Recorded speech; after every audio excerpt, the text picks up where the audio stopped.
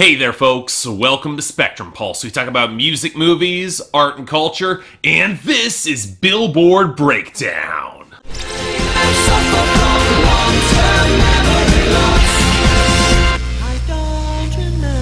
So this was an important week on the Billboard Hot 100, which on the surface might be a surprising statement, given that it didn't seem that out of the ordinary, at least on the surface. But for those who pay attention, something big happened this chart cycle. Billboard changed the Hot 100 formula, and despite what I might have said earlier on Twitter, upon giving it more thought and analysis, I'm actually entirely behind this change. Looks like Billboard got it right for once. Now, before we get into the top 10 in depth, let's talk about this formula change, because there are two big factors that need to be considered. The first being that Billboard finally added Pandora streaming data to the aggregate streaming numbers. Now, I have no idea why this took so long for the data to get integrated, but if the data set is refined enough to support Billboard, I'm actually behind this. Greater representation. Now, given the current formula, the sudden addition to streaming numbers would skew even further in that direction, so Billboard made a slight rebalance to tilt away from streaming and give a little bit more weight back to digital sales. Now, before you streaming defenders go all crazy here, it's not like it's any less dominant. If the balance had truly been tipped, Bad and Bougie by Migos featuring Lil Uzi Vert wouldn't still be at number 1. Sure, it's got some radio and occasionally picked up some sales gains, but the dominance on streaming is the reason it's at number 1. Now, granted, the margins have been cut back thanks to Ed Sheeran's Shape of You, making a frankly incredible run up radio while still holding strong on sales, YouTube, and with considerable streaming, but not quite enough to get back to number 1. Now, here's where things get a little bit messy, because despite losing hard on radio, Closer by the Chainsmokers featuring Halsey went back up to number 3, and you can almost entirely chalk that up to Pandora streams, because it sure as hell was not getting there on sales or on-demand streaming. Similar case for Bad Things by Machine Gun Kelly and Camila Cabello, which rose up to number 4 because Pandora streams, and the slight boon to digital sales gives it even more traction. And when you throw in the videos for I Don't Want to Live Forever along with strong sales and airplay, it's no surprise that Zayn and Taylor Swift picked up to number 5. At this point, its losses in on-demand streaming, they barely matter in the same way. Where they do matter a lot, though, are for Black Beatles by Ray Shermer and Gucci Mane, which fell down to number 6. But that might have happened anyways, as it started tanking on the radio and had an absolutely awful sales week, and the latter is not good given the formula adjustment. Then we have Don't Wanna Know by Maroon 5 and Kendrick Lamar, which actually picked up to number 7 despite losing radio, and really, I'd argue that's more because that other Chainsmoker song dropped out of the top 10, and Starboy by The Weeknd and Daft Punk also lost hard down to number 8. No, I'm not pleased about it, but even despite good streaming, the sales just aren't there anymore, and the radio is diminishing. Unfortunately, it looks like it'll be retaken by Fake Love by Drake, which returned to the top 10 at number 9, which is just strong enough on airplay that the addition of Pandora streamings was enough to compensate for weaker sales. And on a slightly similar note, we got a new entry to the top 10, Scars to You're Beautiful by Alessia Cara. And look, I don't hate this song nearly as much as some critics do, but I'll definitely admit it's a lesser entry from her. And yep, thanks to Pandora streams and her radio dominance, she just managed to slip into our top 10. But okay,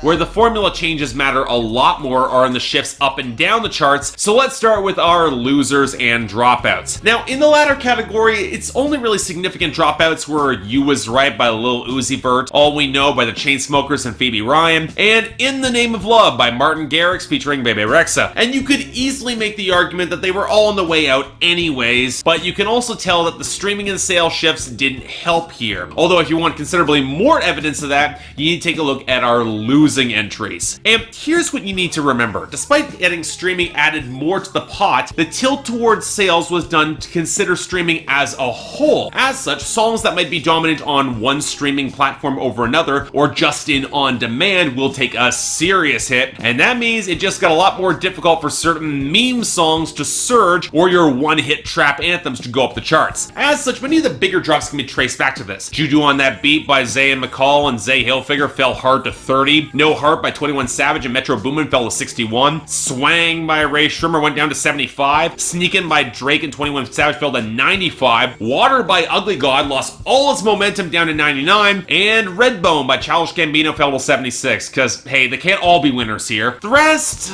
well, Song for Another Time by Old Dominion fell to 96. It's on its way out regardless. How Far I'll Go by Alessia Cara down to 68 because it was a phenomenon that her cover got traction anyways. Party Monster by The Weeknd slipped down to 50 because the video boom dried up. Castle on the Hill by Ed Sheeran continued down to 39, kind of disappointing, but it's because he's throwing more of a sustained push behind Shape of You, and we can't all have nice things all at once. And Alone by Marshmello looks to be hitting the same brick wall that hits so many modern EDM songs these days. A lot of traction for a really sudden crash, and it's not going to get any higher. Now, where things get significantly more interesting are in our gains and new arrivals. Now, keep in mind that Pandora's been around for a while. It tends to attract an older audience, and when you combine that with a refocus on sales, one genre that tends to get left out of the streaming conversation suddenly gets some very significant presence, and that's country music. Now, I'm not saying all this is great news. My feelings on Dirt on My Boots by John Party up to 44, Star of the Show by Thomas Rhett up to 45, Seeing Red by Dustin Lynch up to 55, Think a Little Less by Michael Ray up to 62, Sober Saturday Night by Chris Young and Vince Gill up to 63, Today by Brad Paisley picking up big to 74, and The Weekend by Brantley Kilbert up to 79. That, my feelings kind of mixed to say the least. There is some quality there, but there's a whole lot of crap too. Granted, you could say the same thing about some of the hip-hop that picked up traction like Goosebumps by Travis Scott and Kendrick Lamar up to 51, balancing against Not Nice by Party Next Door off its debut to 83, or the sudden pickup for Congratulations by Post Malone and Quavo up to 58. And that's also not to discount rock music either. The move towards digital sales does benefit them, like Way Down We Go by Khalil clearly benefited from the formula change, and it surged up to 54. But if looking at the track that seemingly benefited the most, it was Down by Marion Hill, because while its sales were indeed good, just like with Khalil, the further emphasis in that category was a huge boost, enough to get it up to 52, and that's not counting our returning entries, where it seemed like Pandora's streams and better sales did pay some dividends here. I mean, why else would Lady Gaga's Million Reasons be back yet again at 97? Or If the Boot Fits by Granger Smith returning to 80, or That's What I Like by Bruno Mars returning to 82, although that might be more because that's Bruno Mars' next single. Now, a song I argue that probably got the most off of this from Pandora was Love on the Weekend by John Mayer, cause what else would this sort of tepid Drake gain traction back to 90? What else would propel it back here besides Pandora? Ugh, again, they can't all be winners. But for a change of pace, let's consider our new arrivals, starting off with number 100,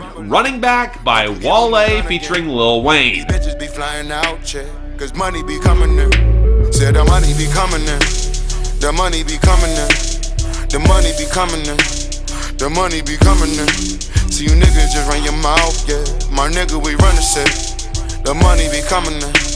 The money be coming in. Believe it or not, there's a part of me that kind of feels sorry for Wale, because from his artistic progression, it's at least clear that he wants to try and do different things, think outside the box. The problem is often becomes that he's not especially good at it. His ideas heavily outweighed by his bad execution. But after the embarrassment that was My PYT, he's back with a new single, even teaming up with Lil Wayne, and it's better, I think. Look, with all the triplet flows and the semi-mumbled delivery from Wale, it's hard not to see this as these two jumping on with a trend, especially when the content really isn't all that special. With Wale still flubbing rhymes and Lil Wayne sounds more sober and focused than he has in years. Nothing he said was all that special, but he's clearly the highlight of this song. I start to remember why I kinda like some of this guy's stuff. Now the other thing here is the production. It's got this muted toot of a melody, and it's very sandy trap percussion, and it picks up a lot more bounce and layers on the verses, oddly cooling down for the hook, and while the melody didn't initially hook me, I actually don't mind this at all. Look, it's clearly a plea for mainstream attention given what's popular right now, but honestly, I don't think this is that bad. It's got a decent bounce to it. I'd listen to this, so yeah, I'll take it. Not bad. Number 94, Dancing on My Own by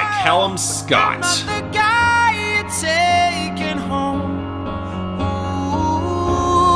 I keep dancing on my own. So here's a trend that needs to die, taking otherwise energetic or bright songs and stripping them down to make these moaning, droning mediocrities. I might have given Disturbed's cover of The Sound of Silence a lot more credit than most, but it was always understood by me that the original Simon and Garfunkel version was far better. But if you want to see where the gulf in quality is much more considerable and pronounced in my books, you need to look to Robin's utterly brilliant dance pop song Dancing on My Own for 2011, which is an absolutely wonderful track, and Calum Scott's piano dirge cover. That of course completely missed the point and is absolutely worthless. And yet, of course, thanks to his performance on Britain's Got Talent, he got himself a record deal, and this cover is now charting higher than the original, which just offends me on every level. Let me make this abundantly blatantly clear. The reason why Dancing on My Own works the original is because it's something you can actually dance to, holding the balance between rejection and loneliness and yet finding enough within yourself to actually dance regardless. It's why Kesha's Die Young works so well too. But when Kesha released the deconstructed and stripped back version of that song, against all odds, it also worked thanks to a subtly brilliant performance from Kesha and the subversion of her typical persona to the mainstream public. With Calum Scott, I have to assume the idea might have been similar, but not only can you not dance to this, it's got none of the emotional complexity that made the original so damn brilliant. Yeah, in case you were wondering, I have loathed this song ever since I saw it climb the UK charts months ago. It's the feel of someone trying way too hard to sound earnest and deep and cover Creep by Radiohead at karaoke. I hear enough of that every single week, and I don't need to hear anything like it here. Next, number 93, Any Old Barstool by Jason Aldean. A little more high, my smoke now. Should I stay till they're all long gone? And I take the long way home, but I ain't sitting around trying to drown the thought of you. Ask any old Barstool. So if you remember that review I gave of Jason Aldean's last album, you remember that it was mostly perfunctory. The album was generic, tedious, and I barely remember it to this day. And given that this particular track didn't resonate enough to land on either a best or a worst list for me, I made the initial assumption that I wouldn't remember it here either. But then I got into the song and, well, it's a little bit better than my lack of memory reminded me. I mean, it's still definitely douchey and is thinking of, hey, now that this girl is gone, replacing her in my life isn't that hard after all. But you can at least tell that Jason Aldean is trying to subtly inject some subtext between his lines that he's hurting more than he's letting on. Which, sure, that's not a bad idea, but you would think that the instrumentation would play for a little bit more melancholy to support that, or Jason Aldean would prove capable of emoting to sell those quieter emotions. No such luck across the board there, though, as despite a thicker groove, the guitars still lack a lot of distinctive melody and feel drowned out in heavier cymbals, and overall play for a more positive, upbeat vibe, and Jason Aldean is as flat and distant as always. So, not bad, not great, probably will end up getting forgotten. Number 92, Good Drank by 2 Chainz, Gucci Mane, and Quavo. Try to put me over, pink slips to the cop. She said that might give her this face. Put a dick in a real case. Whips out, Kuta Kente. Diamonds clear like Bombay. Take your babies, no Harambe. Play with keys like Dodger. 3K like 100. Then your girl call her comfy. You know, I kind of feel bad for anyone still trying to cover the never-ending stream of mixtapes you get from artists like 2 Chainz or Gucci Mane. Mostly because it never seems like the content or wordplay evolves or ever changes, which probably says plenty about my expectations going into this song off of 2 Chainz's Hibachi for Lunch mixtape that dropped last year. And yeah, those expectations were promptly satisfied by dreary piano-driven production from Mike Dean and some of the most hollow and fake-sounding drill-like snares I've heard in a long time. And really, the most interesting thing about this song doesn't come from 2 Chainz's interchangeable bragging about his typical wealth, or Gucci Mane's disconnected shots at Kevin Durant and saying that he wants a girl with perky breasts and turkey neck. What? No, it's from Quavo's hook, where he says, whips out Kunta Kinte, which I'm fairly certain is offensive to somebody, and then he follows it 2 lines later with a Harambe reference. If that's not all the more evidence that this belongs back in 2016, I don't know what is. Pass. Number 87, Issues by Julia Michaels. So give them all to me and I'll give mine to you. Bask in the glory of all our problems, 'cause we got the kind of love it takes to solve them. Yeah, I got issues, and one of them is how bad I need you.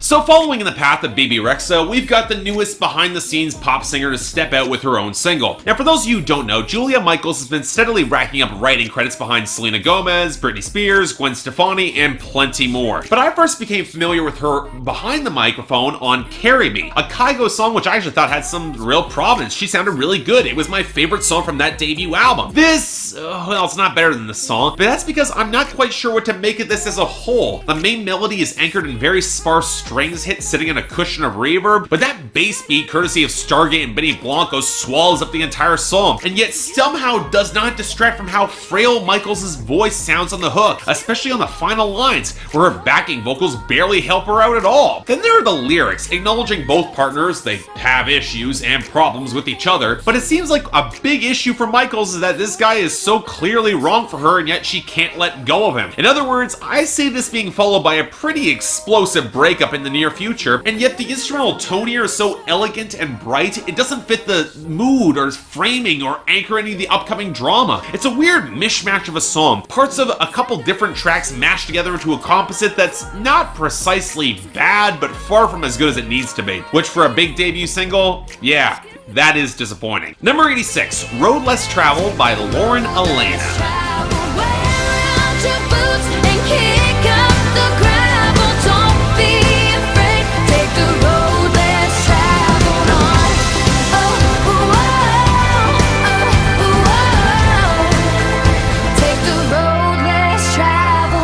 So I'll be having a lot more to say about Lauren Alaina when I cover her long-awaited sophomore album in a day or two. But the truth about this song is that it's actually a fair bit older, released back as an EP late in 2015. And given what I've heard from the rest of the album, it doesn't quite fit in all that well, clearly aiming for a more modern, percussion-driven pop country sound, complete with the hand claps, the thicker drum percussion, and a pluckier melody. And yet, in comparison with, say, Kelsey Ballerini, Lauren Alaina's approach to this sound is actually kind of better. For one, it never compromises the momentum or the groove, with a considerable bit more flow and rollick that relies on the percussion that actually sounds kind of real. And while the content of the song isn't really all that special, striking out on your own, taking the road less traveled, going in a different direction, don't care if anyone calls you crazy, to her credit, Alaina's got the firepower to make it feel believable, and any chops to avoid any major slip-ups in the writing or delivery. She sounds like she can actually sing. I do wish the production had given her a little bit more intensity. You can blame Busby for that, and I do, but this is far from the best track on her album as a whole, but as a whole, in comparison with a lot of the mainstream trends in pop country, Lauren Alaina's path actually works pretty well for me.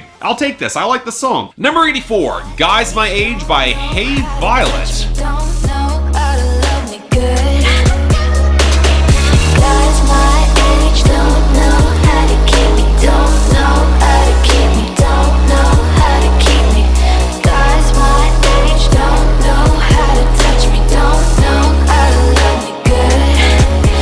You know, I'm a little stunned to see this here, most because I remember people talking about this group back when it was called Cherry Bomb about 5 years ago. Yeah, does anybody remember when this group was signed to Hollywood Records and was cranking out pop rock that wasn't stellar, but wasn't bad either? And then the frontwoman quit to do her own thing and the group decided to change their name and carry on without her? Well, in this case, they wound up in similar circles to 5 Seconds of Summer, wound up as their opening act, and after a few EPs, this being their first actual hit on the Hot 100. And yet, if you were expecting actual rock here, this seems to be instead Hey Violet adapting Melanie Martinez's baby voice routine and production and style to woo other guys, and wow, can anyone else call Sellout here? Seriously, outside of that drowned out guitar, this is a trap-infused modern pop song with too much bass, fake percussion, pitch shifting, bleak melodies, and it's about the furthest thing from sexy. Seriously, with frontwoman Rena Loveless singing about being all grown up because guys her age don't know how to touch her, with that delivery and that presentation, I'm not into this whatsoever. Given that I'm 26, she's 18,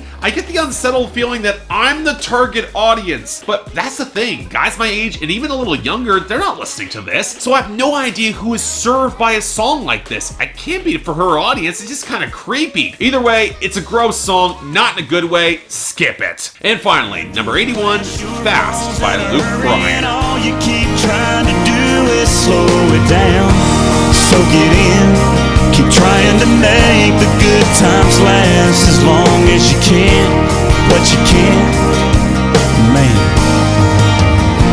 it just goes too fast.